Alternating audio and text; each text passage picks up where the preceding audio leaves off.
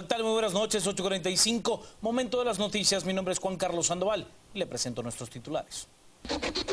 Salud Siempre, el único seguro que cuida de tu familia en todo momento, desde 400 quetzales mensuales, presenta los titulares.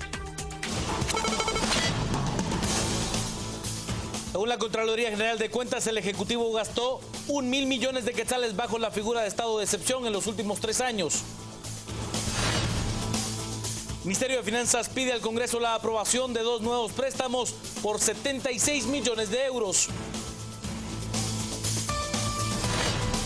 El Tribunal Supremo Electoral, a través de un comunicado, muestra su preocupación por las intimidaciones y amenazas que sufre el proceso electoral. Presidente Otto Pérez Molina dice que no aceptará presión de ningún sector por el tema de la prórroga o no de CICIG. En Nigeria, cientos de personas protestan exigiendo la liberación de 219 niñas secuestradas por el grupo radical Boko Haram. Salud Siempre, el único seguro que cuida de tu familia en todo momento, desde 400 quetzales mensuales, presentó los titulares. Comencemos con las noticias. Según la Contraloría General de Cuentas, en los últimos 3 años el gobierno ha gastado más de 1.000 millones de quetzales en estado de excepción. Las noticias nacionales son presentadas por Azúcar de Guatemala.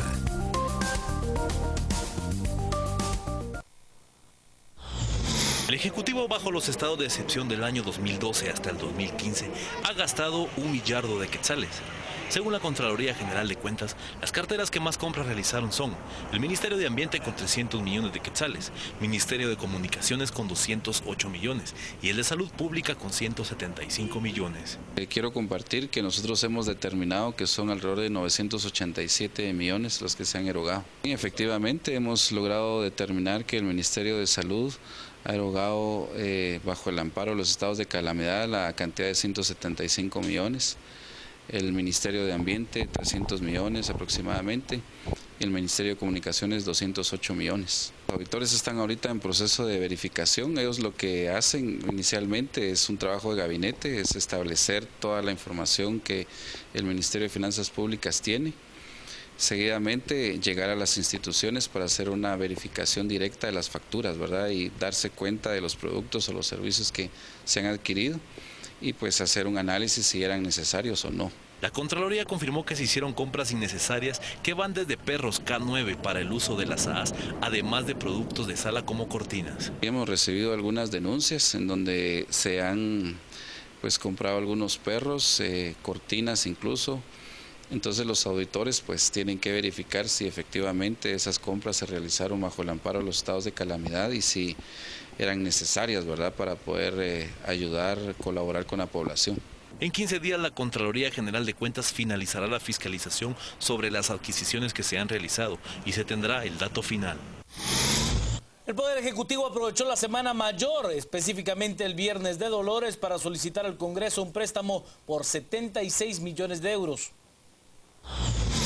En pleno Viernes de Dolores, el 27 de marzo, cuando los guatemaltecos estaban pensando en ir de vacaciones por la Semana Santa, el Ejecutivo llevó al Congreso 2 iniciativas de ley para que el Pleno apruebe 2 préstamos por un total de 76 millones de euros, unos 624 millones de quetzales. Uno de los préstamos es entre nuestro país y el Banco Interamericano de Desarrollo BID, por 55 millones de euros y es para financiar el programa multifase de electrificación rural fase 2, que sería ejecutado por el Instituto Nacional de Electrificación INDE y que está enmarcado en el proyecto Plan de Electrificación Rural PER. Esta iniciativa tiene el número de registro 4952. El otro préstamo solicitado, cuyo registro es 4951, se trata de un convenio financiero entre Guatemala y la cooperación alemana a través de la empresa alemana KfW por un monto de 21 millones de euros, los cuales se utilizarán para un proyecto de educación rural denominado ProEduc 5, que consiste en ampliar la oferta educativa del ciclo diversificado con orientación técnica vocacional en Huehuetenango, Quiché, Alta Verapaz, Baja Verapaz, Chiquimula y Jalapa. Ambas iniciativas llevan la firma del presidente Otto Fernando Pérez Molina, del viceministro de Finanzas Edwin Martínez y del secretario general de la presidencia Gustavo Martínez. El presidente Otto Pérez Molina asegura que no aceptará presiones de ningún tipo y de ningún sector para determinar si se prolonga o no la estadía de CICIG. Para el presidente Otto Pérez Molina, existen presiones de todos los sectores, incluyendo la prensa, para que la Comisión Internacional contra la Impunidad en Guatemala continúe en el país. El jefe del Ejecutivo dejó claro que él no estaría aceptando ningún tipo de presión, tanto nacional como internacional. Alguien escribe diciéndole las razones de Otto Pérez para no prorrogar la CICIG, es lo que está haciendo, es presionando, pues. Cuando usted mira que viene el presidente de España y dice, cuando le preguntan sobre la CICIG, estando todos los medios, y dice que él va a respetar porque es una decisión soberana, y usted mira que no sale ningún titular sobre eso y la noticia se mira así de pequeñita, pero cuando viene el vicepresidente Biden y dice que él querría que la CICIG continuara, y mira que son titulares en la mayoría de los medios de comunicación, ¿cómo lo interpreta? Yo la interpretación que le miro es que son presiones. Yo he dicho, no voy a responder a presiones y lo sostengo. Presiones de ningún tipo, ni presiones de aquí en el país, ni presiones internacionales. Más bien hoy tuvimos yo en el discurso que hice fue, y lo dije, de que no me referí directamente a la CICIG, pero dije que cualquier cooperación es bienvenida siempre y cuando respete a la soberanía y respete a los países que reciben esa cooperación. El mandato de la CICIG termina en septiembre de este año, por lo que la instancia del sector justicia a finales del mes de abril trasladará la evaluación para que el mandatario tome la decisión si la CICIG continúa o no en el país.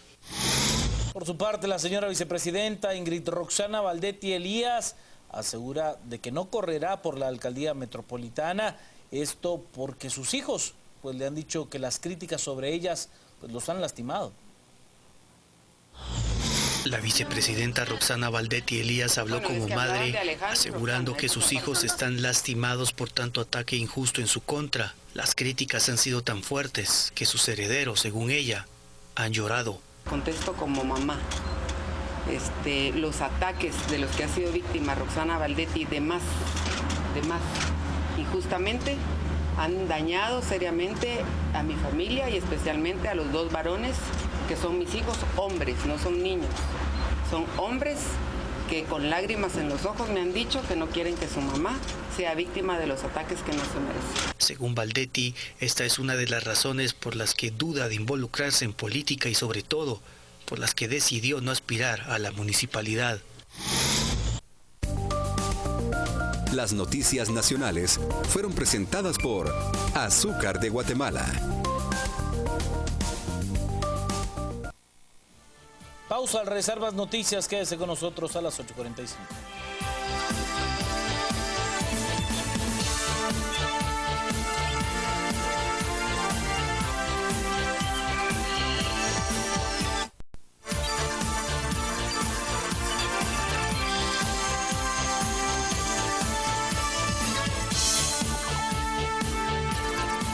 Vamos con las noticias. Desarticulan una posible fuga en el centro de Condena, Canadá. ¿Sabe usted? Habían construido un túnel. Por este túnel, los presos del sector 4 y 5 de la Granja Penal Canadá pretendían fugarse. El paso subterráneo estaba a unos 5 metros de la malla cuando las autoridades lo descubrieron. En el lugar no había palas ni tierra acumulada, por lo que se investiga dónde están los instrumentos. Las personas en esa prisión han sido condenadas por asesinato, homicidio o secuestro. Este túnel tiene las siguientes dimensiones: 70 centímetros de diámetro, 2 metros con 10 centímetros de profundidad y 13 metros ya excavados de largo. Es decir, la temporalidad, lo que utilizaron, quienes participaron, eso es parte de la información que ya se está procesando en el lugar por parte de las autoridades. Todo lo que el sistema penitenciario ha tenido de información interna también está haciéndose la trasladado al Ministerio Público. La Granja Penal Canadá alberga 2.900 reos cuando su capacidad es de 600. Las autoridades investigan qué reos realizaban estos trabajos y por el momento se descarta que existan otros agujeros similares. Este túnel recuerda a aquel que fue excavado en el 2005 en el Infiernito, cuando al menos 20 presos lograron escaparse. El Tribunal Supremo Electoral envía un comunicado y denuncia riesgos y amenazas contra el proceso electoral. Magistrados del Tribunal Supremo Electoral se sienten preocupados por acciones intimidatorias y desestabilizadoras al proceso electoral por varias fundaciones ligadas a partidos políticos. El Pleno de Magistrados ve que las acciones planteadas pretenden debilitar la institucionalidad electoral y que resulta particularmente riesgoso estando a menos de un mes de la convocatoria. Bueno, estos son hechos notorios, ustedes lo saben, hay fundaciones que se han creado específicamente para promocionar ciudadanos con fines de un interés electoral y hay un consorcio de medios de comunicación que giran alrededor de determinadas intenciones de posibles postulantes a algún puesto de elección popular y regularmente se desgasta al Tribunal Supremo Electoral haciéndole creer a la población que el tribunal está debilitado, que el tribunal no va a poder sacar adelante un proceso electoral y más allá de eso, la de recusar a los magistrados con el fin de dejar acéfalo el Tribunal Supremo Electoral. Sin embargo, esto no ha sucedido. Según el TCE, esto se da por medio de publicaciones calumniosas y difamatorias en medios de comunicaciones y acciones revestidas de legalidad. El vocero argumentó que los señalamientos continúan por parte de gente allegada a agrupaciones políticas que participarán en la contienda electoral. Surge a través de lo que ha estado dándose en contra del Pleno de Magistrados en las redes sociales, en algunos medios de comunicación, por medio de algunas fundaciones u organizaciones con fines partidarios o de beneficio a algún partido político, con el fin de desgastar la imagen de los magistrados del Tribunal Supremo Electoral por las decisiones que últimamente ha tomado. Hay que recordar acá que esta magistratura en particular ha tomado decisiones históricas, tener 11 agrupaciones suspendidas, luego suspender al partido de gobierno. Asimismo, el TCE ve que los actos desestabilizadores no han disminuido en ninguna forma y ante ello hace la denuncia pública para que la sociedad se entere sobre dichas acciones que podrían afectar las elecciones generales. Jorge Brisa Bularach es el nuevo presidente del CACIF. La Cámara de Comercio terminó de limar asperezas con el CACIF, con el nombramiento de Jorge Briz como nuevo presidente del Comité de Asociaciones Comerciales, Industriales y Financieras, en sustitución de Germán Girón. Durante su discurso, Briz señaló de histórica esta decisión. El día de hoy a este acto trascendental que se da en el marco de un proceso histórico nacional importante. Como ustedes saben, en el mes de septiembre ya el Tribunal Supremo Electoral fijó la fecha para las elecciones y posteriormente, si hay una segunda vuelta, pues también CACIF tendrá que hacer propuestas importantes a los distintos partidos políticos. Y otro periodo que es importante en la transición es cuando hayan sido electas las nuevas autoridades. El nuevo presidente del CACIF, Jorge Briz, estará promoviendo la competitividad del país, la seguridad y la transparencia en el gasto público. Promover la competitividad en el país. La competitividad en Guatemala pasa por temas de seguridad, una legislación adecuada que efectivamente promueva que se den el combate a la miseria y a la pobreza en el país. Adicionalmente a ello, transparencia y eficiencia en el gasto público. La Junta Directiva quedó conformada como vicepresidente del CACIF, Pelayo Llarena de la Cámara de la Construcción y segundo vicepresidente, Antonio Maluf, de la Asociación Guatemalteca de Exportadores. ¿Sabe usted? Clínicas que habían sido habilitadas para tratar a posibles enfermos de ébola han vuelto a funcionar para atender casos de maternidad. Luego de casi 6 meses de que las clínicas de maternidad de la zona 13 fueran adaptadas para atender posibles emergencias derivadas de casos de ébola en el país, estas han sido reactivadas a partir de este lunes, con atención de al menos 5 médicos y 50 enfermeros. Estamos haciendo las evaluaciones pertinentes para incorporar muy probablemente a 2 médicos más, para que puedan tener una mejor atención. De atención es de 7 de la mañana a 3 de la tarde, y lo que se refiere a consulta externa. Emergencias de y emergencias están abiertas las 24 horas del día. O sea, realmente todo el tiempo se mantiene a la disposición de los guatemaltecos esta maternidad. Pese a rumores de posibles casos de ébola en la región centroamericana, el ministro de Salud aseguró que en Guatemala hay 0 casos sospechosos. Sin embargo, continúan en alerta amarilla por cualquier emergencia que pudiera suscitarse. En Guatemala tenemos 0 casos que puedan considerarse riesgosos, 0 casos. Nos vamos a mantener en alerta amarilla, se va a mantener la atención que se da en el aeropuerto La Aurora. Lo que estamos haciendo es que por disciplina sanitaria vamos a mantener siempre activos centros de respuesta rápida en reserva, que les insisto pueden ser esas clínicas móviles. El aeropuerto se mantienen las cámaras, recordarán ustedes que tenemos instaladas cámaras térmicas, se van a mantener. Y las ambulancias se van a mantener disponibles para cualquier situación.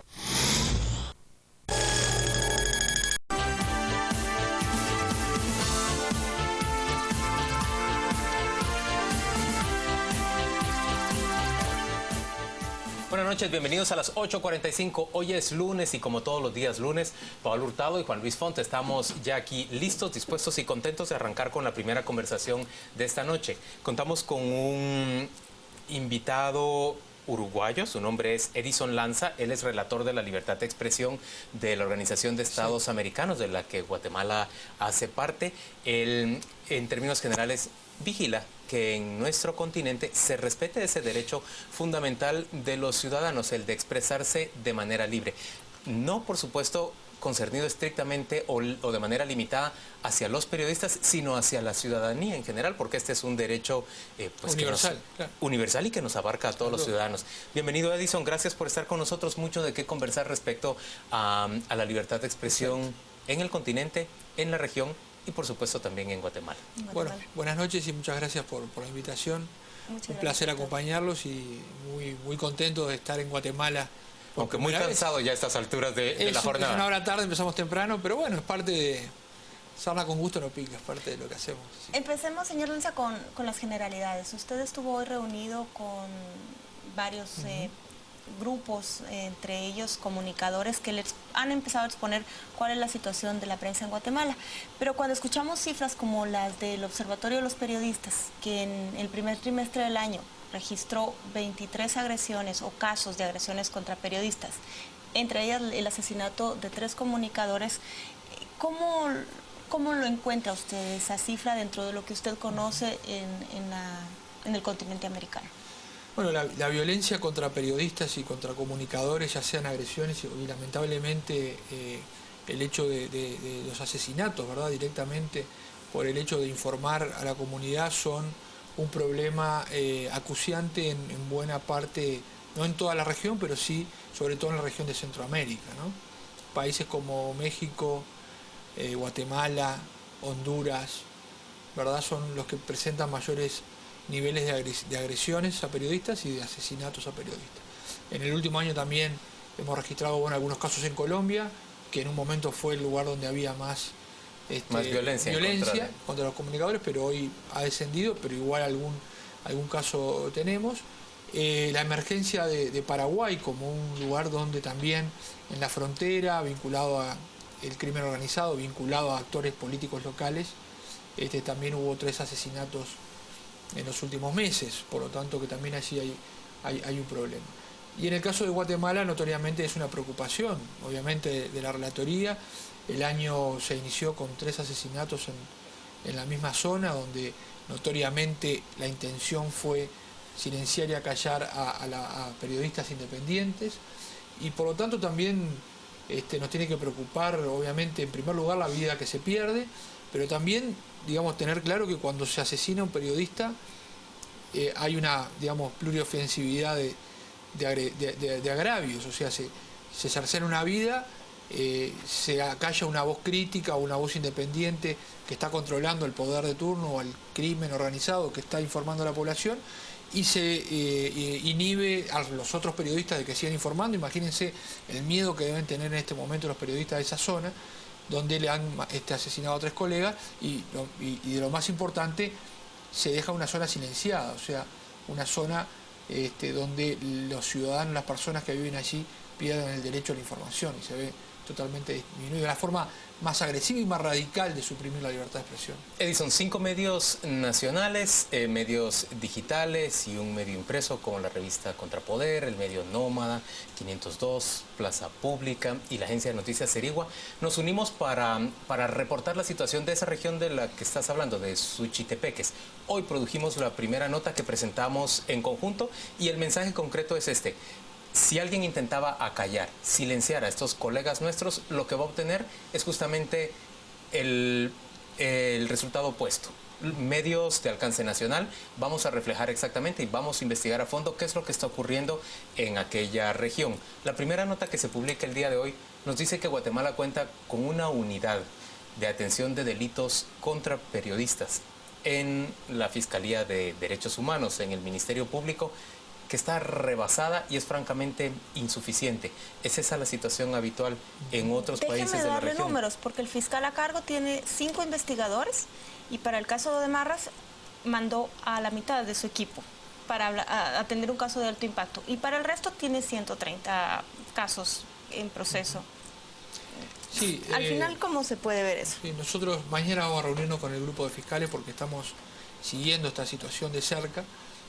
Yo creo que el Estado justamente, me parece primero muy importante la iniciativa que ustedes están llevando adelante porque es una respuesta valiente a un intento de acallar, ¿verdad?, a los periodistas y por lo tanto más información es una muestra clara de que están de pie, de que no van a ser amedrentados fácilmente por quienes sean los que están instigando y son los autores intelectuales de estos episodios. Pero lo otro importante es la respuesta del Estado ante estas situaciones, porque la impunidad y el mantenimiento de la impunidad y el hecho de no esclarecer la situación y de no llegar a los autores materiales e intelectuales es lo que genera un círculo de impunidad, porque los asesinos se sienten, digamos, realmente impunes, no tienen ningún costo asesinar a 3 periodistas porque nunca van a ser atrapados. Entonces es muy importante para la relatoría señalar de que los casos contra periodistas tienen que ser investigados y tienen que ser sancionados adecuadamente.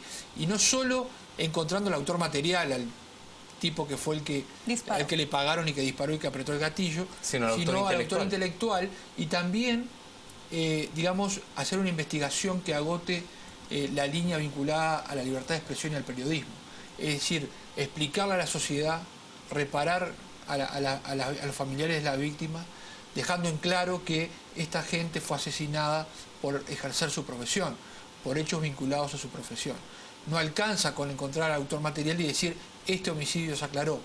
No porque una vida valga más que otra, pero porque estos homicidios tenían sí la intención doble de silenciar al periodista y de terminar con la libertad de expresión, vulnerar la libertad de expresión en la zona. Déjenme plantear ahí una duda. Esta fiscalía de la que hablábamos tiene 130 casos. Está los 3 asesinatos en Suchitepeques.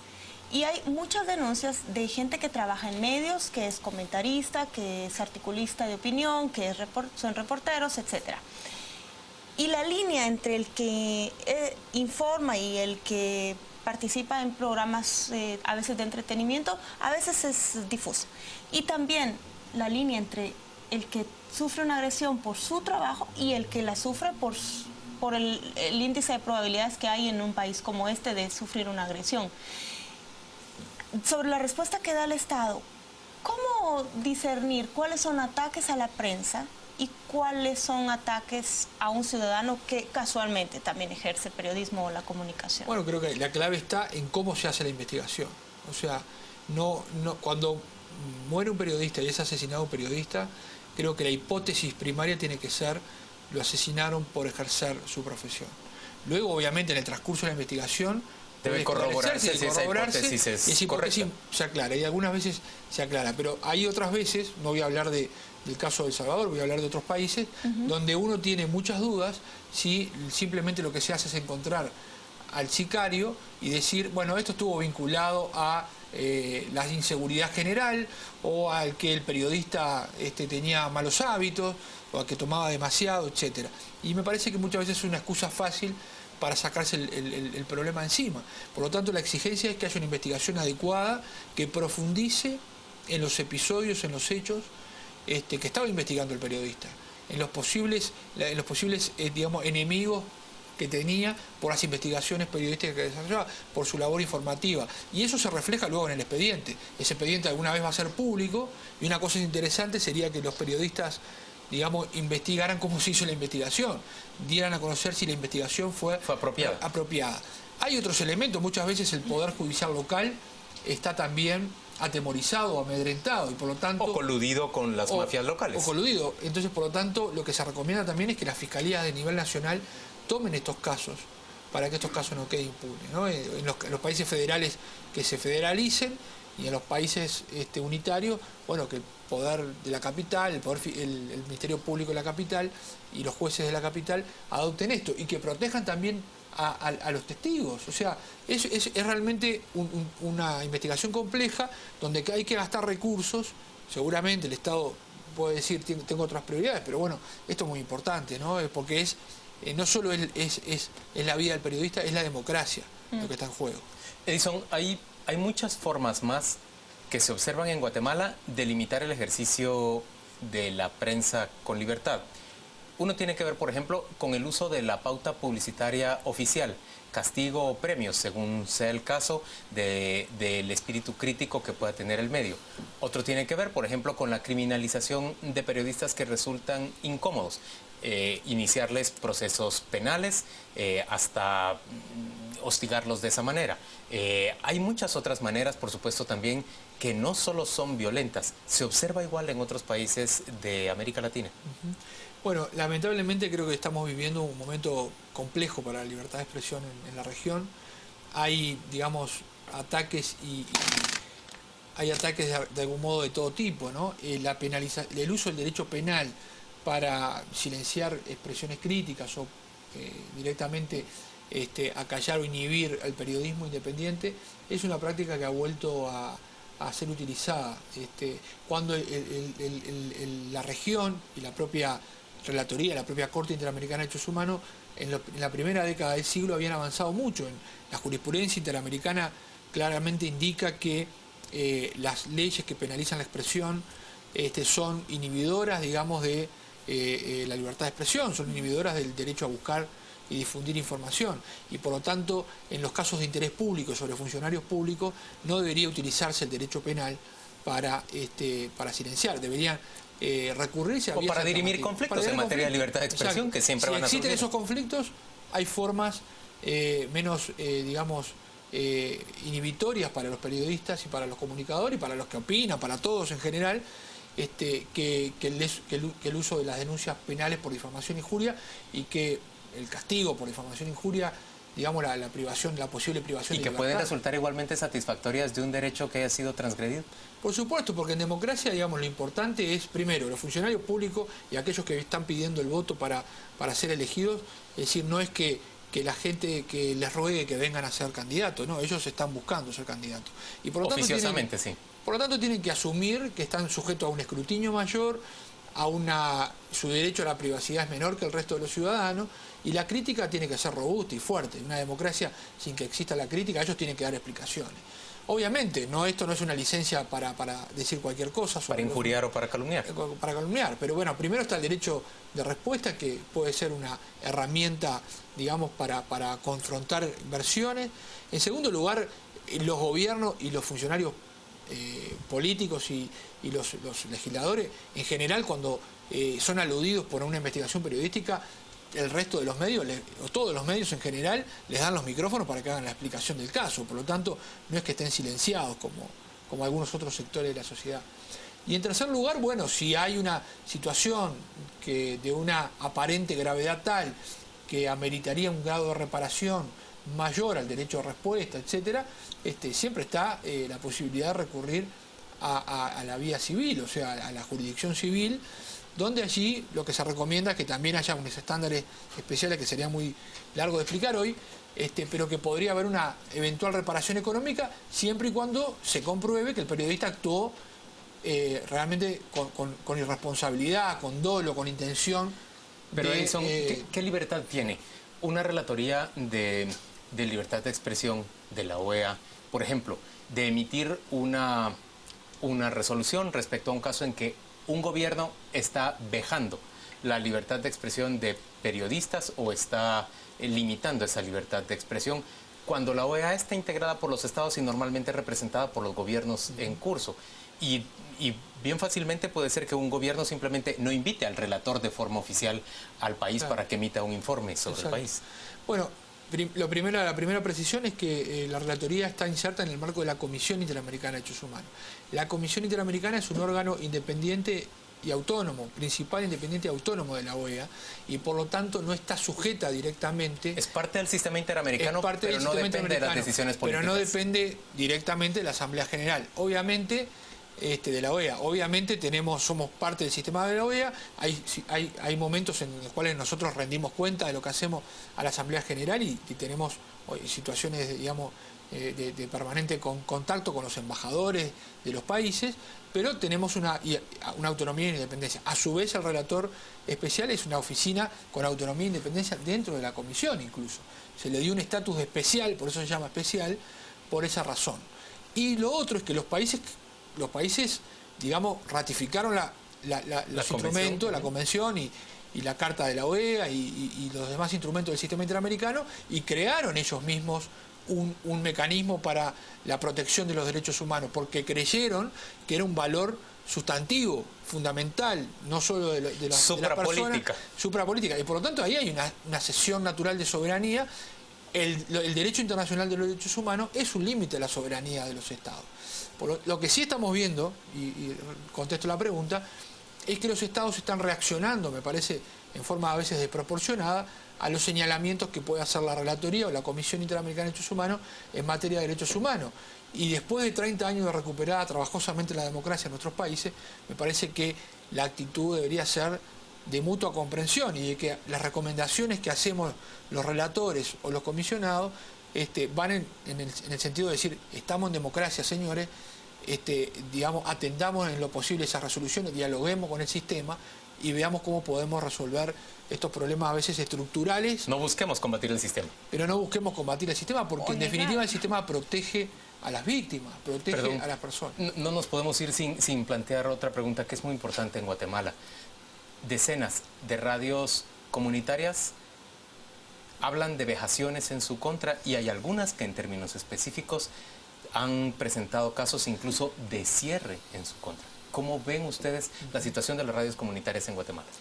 Bueno, también con cierta preocupación venimos justamente a un foro que está organizando, mañana vamos a tener un foro con las radios comunitarias para dar la visión de la relatoría, decir que la relatoría y la Comisión Interamericana de Derechos Humanos promueven sistemas diversos y plurales de medios de comunicación. Los oligopolios y los monopolios en la comunicación atentan contra la democracia y contra la libertad de expresión, porque son naturalmente los medios el mecanismo idóneo, el mecanismo natural para el debate político, para el debate social, para el intercambio de opinión y para que haya los más diversos puntos de vista. Si tenemos pocos medios que acaparan la mayor parte de la frecuencia, la mayor parte de los medios de comunicación, vamos a tener una democracia una exclusión. Y una exclusión. Y además, especialmente en Guatemala, donde hay 23 idiomas distintos, 23 etnias, las radios comunitarias son especialmente importantes, cumplen un papel fundamental como mecanismos de expresión de las comunidades. Las comunidades también tienen derecho a tener sus propios medios de comunicación.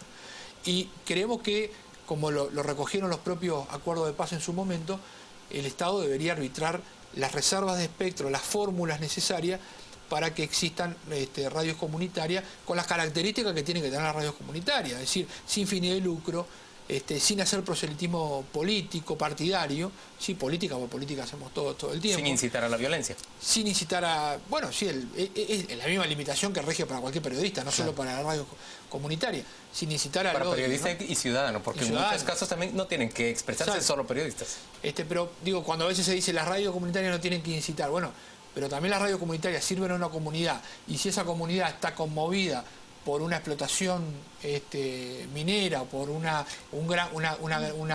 gran explotación de algún tipo, y hay un movimiento social en ese lugar, bueno, que sea la expresión de ese movimiento, tampoco es... Exactamente, se les criminaliza. Por supuesto, que sea la expresión, pero a lo que yo me refiero Pero también se cruza la línea, Juan Luis, se comercializan con la radio comunitaria, pasan a ser radios piratas, lucrativas, a veces activistas en favor de una organización política.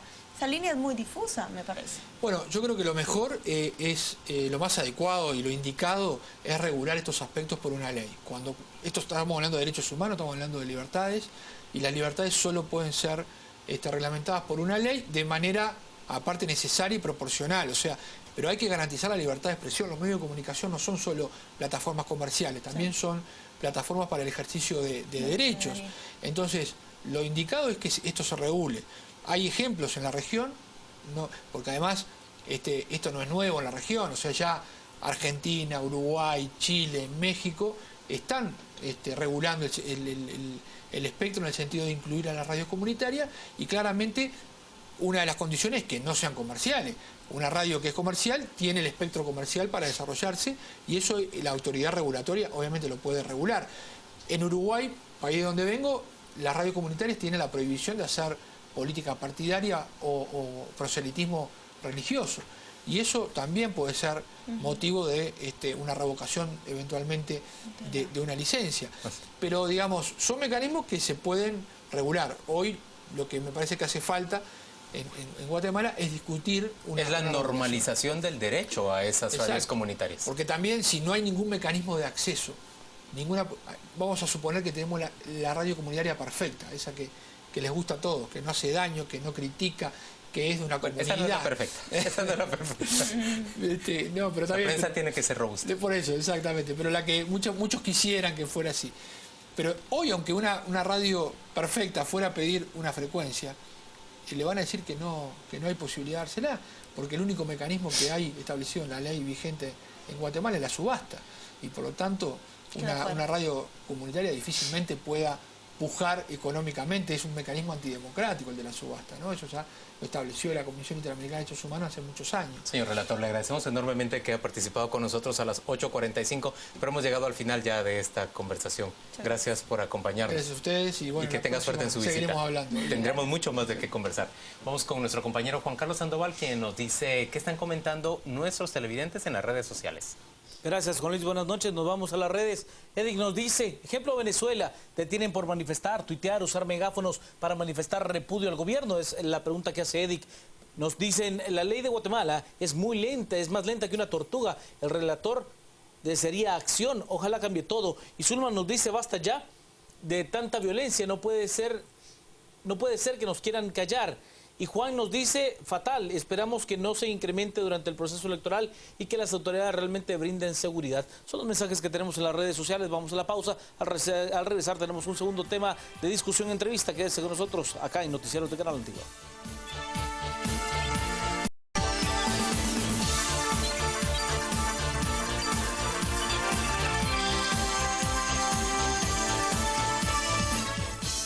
De vuelta a las 8:45, gracias por acompañarnos, y ahora listos para conversar en torno a este siempre cambiante, dinámico y para nada estático proceso electoral guatemalteco.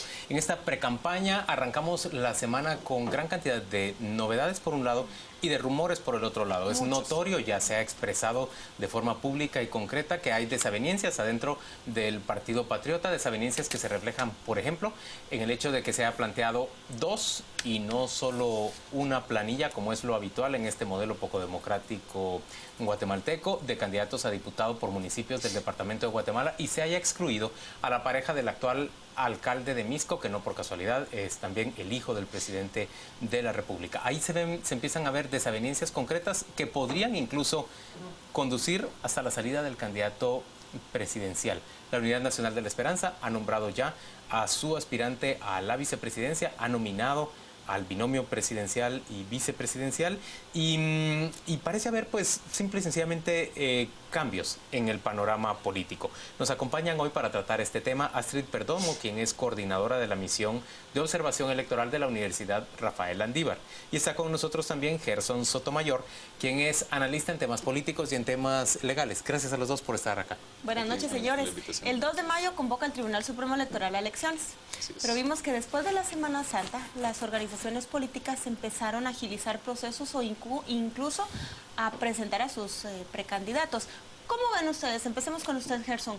¿Qué es lo que está sucediendo desde que terminó la Semana Santa hasta antes de que convoquen elecciones? ¿Qué pasa en lo interno de las organizaciones? Bueno, yo creo en primer lugar es una carrera por ver quién realiza primero sus asambleas nominativas para los candidatos. ¿Por qué esto significa una carrera especial? Porque esto significa que también condiciona quiénes son los primeros que se inscriben a partir de la convocatoria.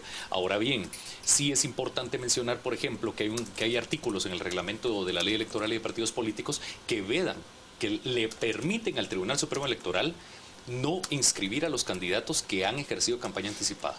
Yo estoy seguro que los partidos políticos en ningún caso han observado este artículo del reglamento, pero sí se le da la facultad al Tribunal Supremo Electoral de poder negar la inscripción de candidatos que han incurrido en este tema. Pero ningún partido se va a disparar en el pie a denunciar a su propio miembro. No, el Tribunal Supremo Electoral lo puede hacer de oficio, simplemente no inscribirlo, es decir, no aceptar la inscripción de los candidatos.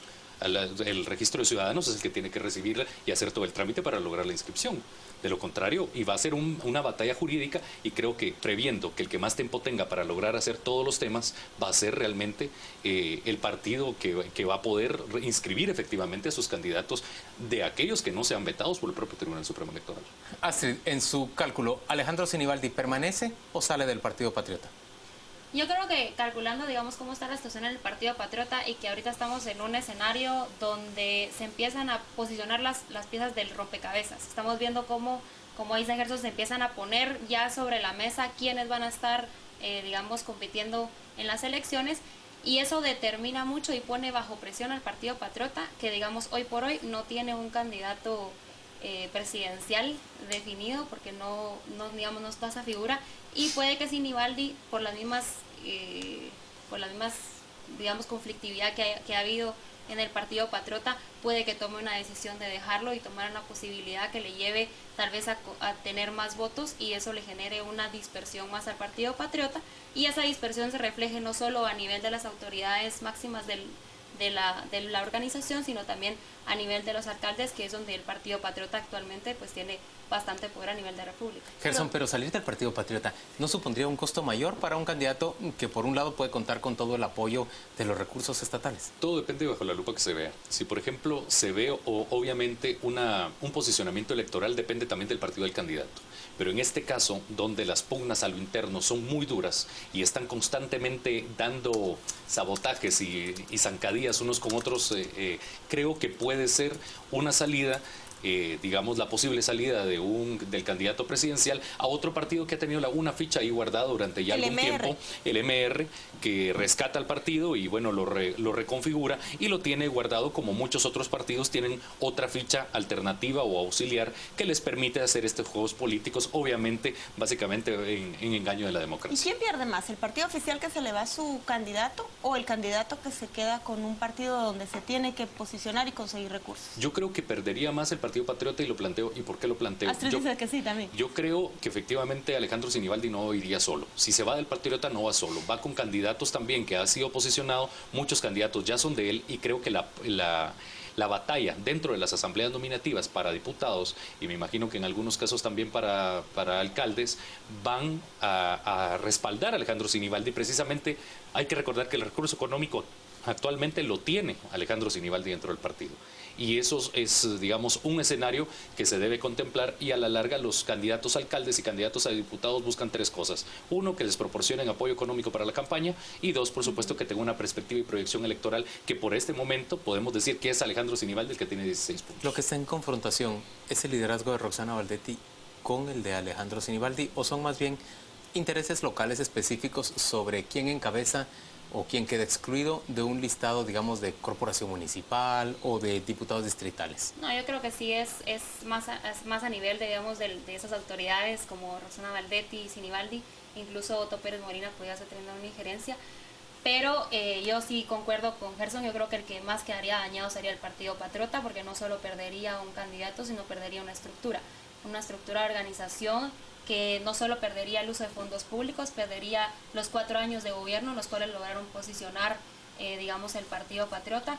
Sí generaría, digamos, un anticuerpo incluso de quien pueda posicionarse como candidato presidencial y vicepresidencial del Partido Patriota. ¿Por qué? Porque, digamos, estamos a 19 días de que se convoca elecciones y que hayan estos cambios dinámicas. No es algo raro para la dinámica ni la coyuntura política guatemalteca, pero sí genera algo, ese anticuerpo, digamos, para el partido, si es que se va a cambiar, porque va a tener, digamos, una mejor oportunidad de posicionarse, y lo cual el posicionarse requiere de recursos, y los recursos, pues Alejandro Sinibaldi los tiene. Un partido que ayer tuvo una asamblea que terminó en un descalabro.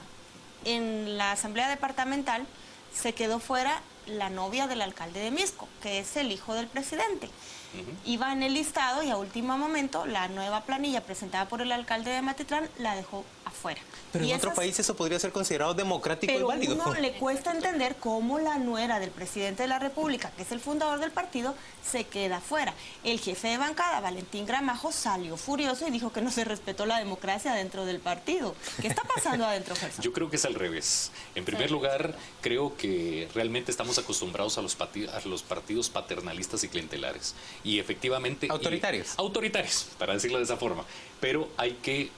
realmente el diseño del sistema de partidos políticos está diseñado para que existan varias tendencias dentro de asambleas municipales, asambleas departamentales y asamblea nacional.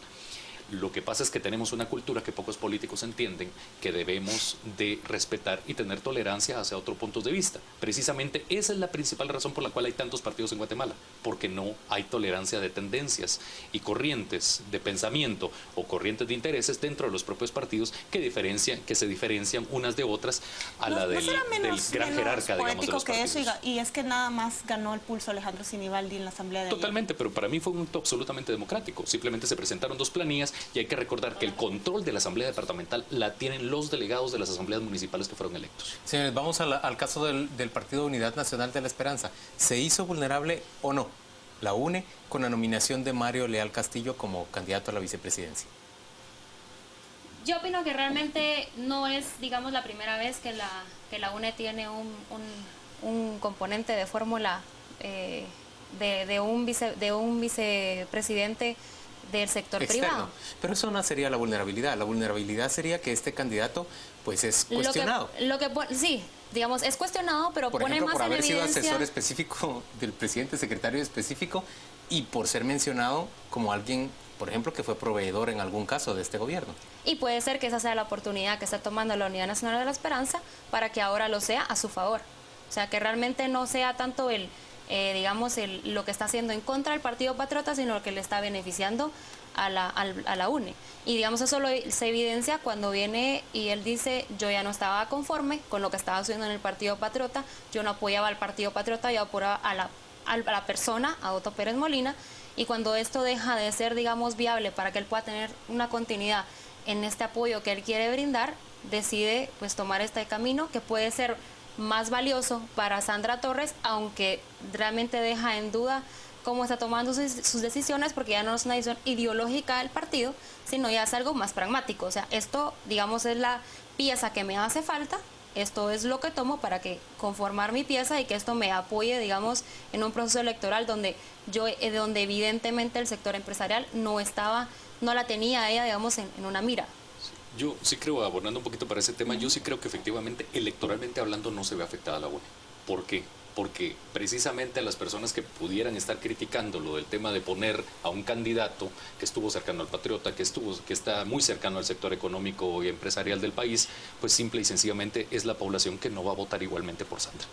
La población que vota igualmente por Sandra está en el área rural, en su gran mayoría, está en determinadas comunidades, está en aldeas, que no necesariamente se ve afectada por esto. La figura va a seguir siendo Sandra, la presencia político-electoral la va a seguir teniendo Sandra, y esto no se va a ver afectado. Por el contrario, creo que, como se dice, para ganar una elección se necesitan 3 elementos.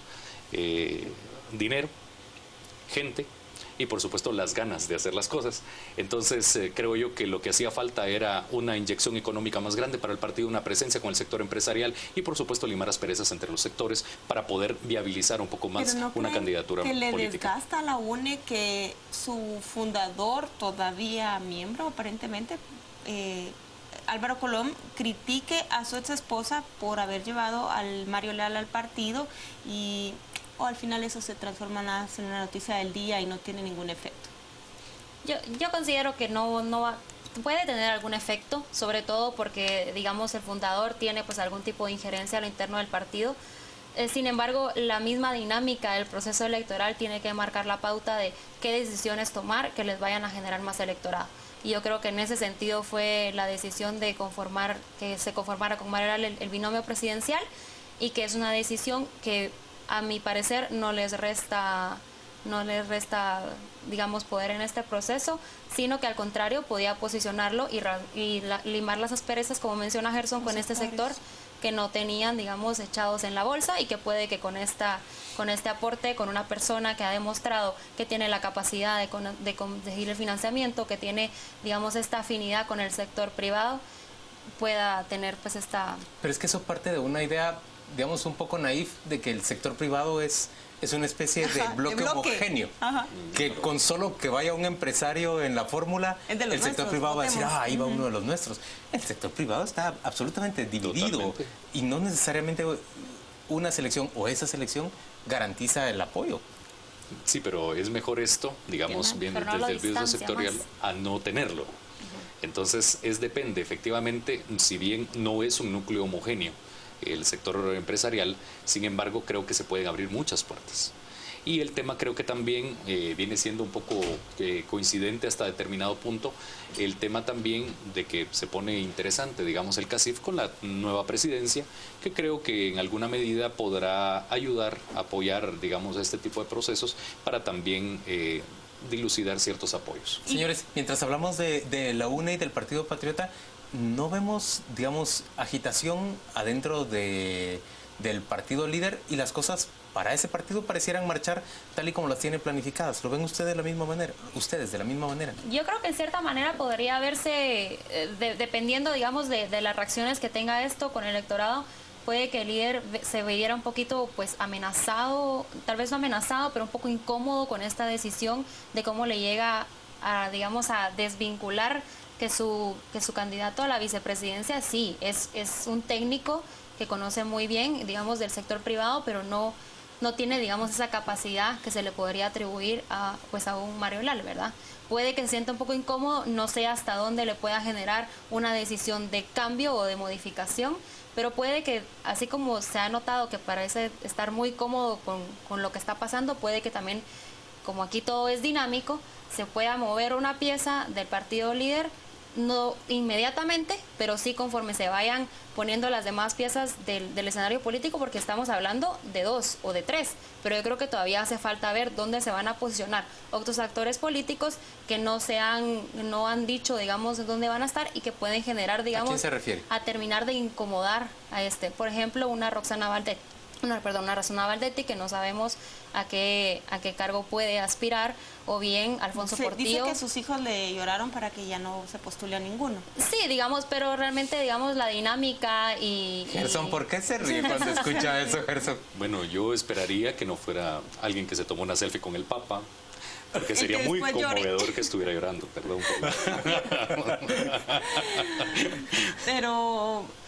bueno, ella no lo descarta hoy para una alcaldía, pero no sabemos si va a ir al Congreso. Sí, no sabemos. O sea, eso es lo que hace falta, ver las otras piezas del escenario político que puedan terminar, ya sea de poner en un escenario totalmente conforme a Valdizón, o bien que lo incomoden y que sienta esa necesidad de modificar o generar Pero yo he escuchado cambio. que la voracidad ahorita es por las diputaciones, por quién va delante de quién en los listados distritales y nacionales. Y el líder de esa voracidad es mucho más intensa. Yo no sé si Gerson coincide con esto, pero ¿cómo resuelve un partido que va puntero en las encuestas las casillas?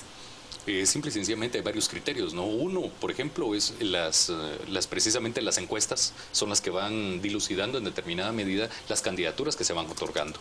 Otra es, digamos, cada distrito tiene características específicas y esas características específicas tienen que ser analizadas en torno a las estadísticas que van prolongando y otro tema es a la legitimidad o bien intereses que pueden estar dentro de ese distrito y que tienen la más alta posibilidad de llegar. Y otro, por supuesto, por clientelismo y amiguismos, que también obviamente es una realidad latente en todos los partidos, que también se está dando, obviamente.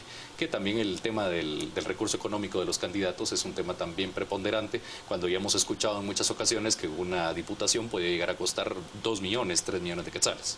Señores, gracias a ambos por acompañarnos a las 8:45. Vamos de inmediato con nuestro compañero Juan Carlos Sandoval para que él nos diga cómo reaccionan nuestros televidentes frente a lo que conversamos. Gracias, Golis. Nos vamos a las redes. Nos dice Teli, a Sinibaldi no le conviene cargar con las pesas de Valdetti y Pérez Molina. Fernando nos dice, ese factor del precandidato se evidenció desde su pronunciamiento, por eso no usa la camisa oficial, dice Fernando. También no hay políticos, solo buitres que buscan poder. Y Sebastián nos dice, desbandada, cambios de color, alianzas apocalípticas, violencia, deslealtad, traición e intimidación. Los mensajes, vamos a la pausa, al regresar ya entramos directamente en la dinámica de las redes sociales esta noche. Estuardo Zapeta y Ana Lucía Mazariegos. Los deportes son presentados.